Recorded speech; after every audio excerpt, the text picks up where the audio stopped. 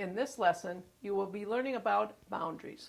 Becoming an empowered communicator requires that you understand this important personal and relational concept.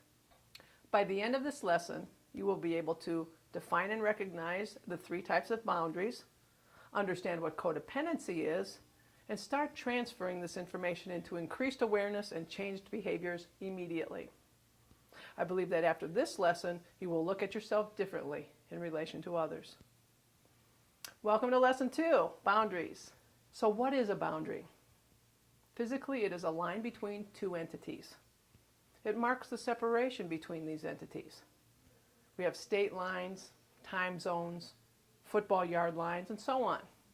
Well, between you and me, a boundary is where I end and you begin. That seems a little more abstract than the physical boundaries I described, so let's use a familiar analogy to explain this separation. I call it the neighborhood concept. Visualize that we are all part of a neighborhood, living on the same street. So how do I know where to stop mowing my lawn or planting my bushes and flowers before I am in your yard or vice versa? What determines where my yard ends and your yard begins? Well, the most common way to delineate the separation is with a fence. As we look through the neighborhood, we notice there are 3 types of fences, each in varying states of assembly. Let's take a closer look at each of these fences. Looking down the block, we notice a yard with what looks like an attempt to build a fence. A few fence posts erected, an attempt at applying some slats in some places, gaping holes in others, even large areas of no fencing. And what has been built is already in disrepair. We call this boundary around you loose. What would be the benefits of having this kind of fence around your house? Well, there is a lot of activity and fun in this yard. People can come in easily. Everyone knows you. You are an active participant in the neighborhood, involved in everything you can be, from leading the recycling drive to coaching softball to heading up multiple committees at the church. You are the first to offer your time and energy to any neighborhood project. So what are the drawbacks of this loose boundary around you? Well, since most of your time and energy is spent on being a good neighbor, you have little time and energy for your yard. Therefore, your yard is typically uncared for.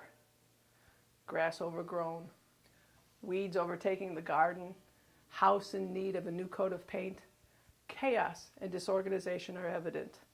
The line between yards is blurred. Okay, let's take a look at the next type of fence in the neighborhood. This fence looks like a barricade.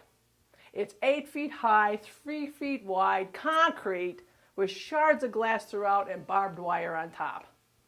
You definitely know where her yard ends and your yard begins. This boundary is called rigid. This is the neighbor whose lawn you better not step on or ride your bike across. So what are the benefits of a neighbor erecting this kind of fence? Well, the yard is safe.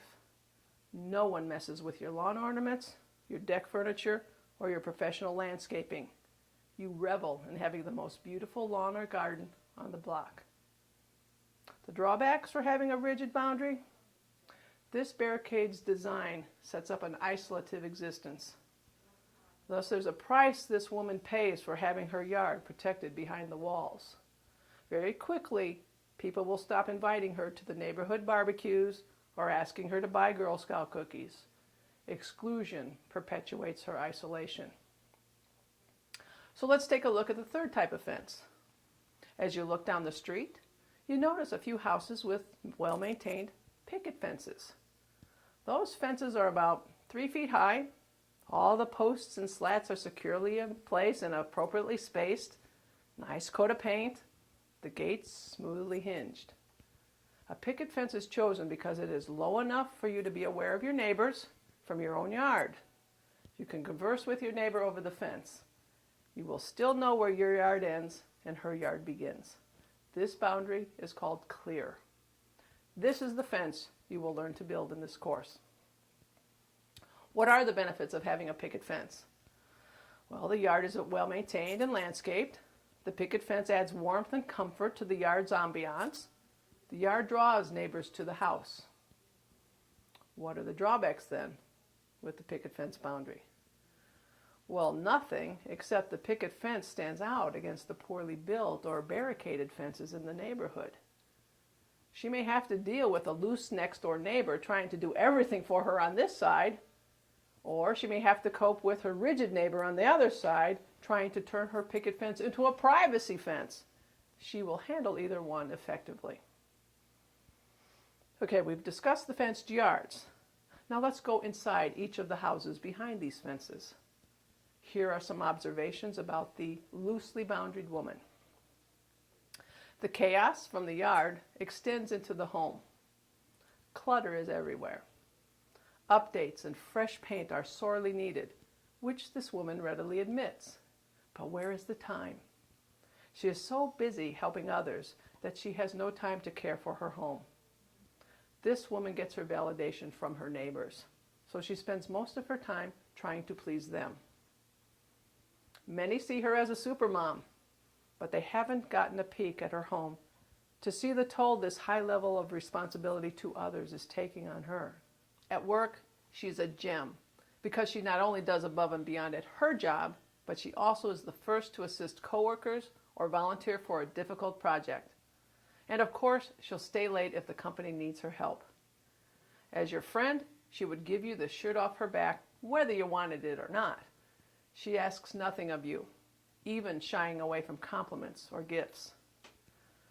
So this woman is definitely a giver.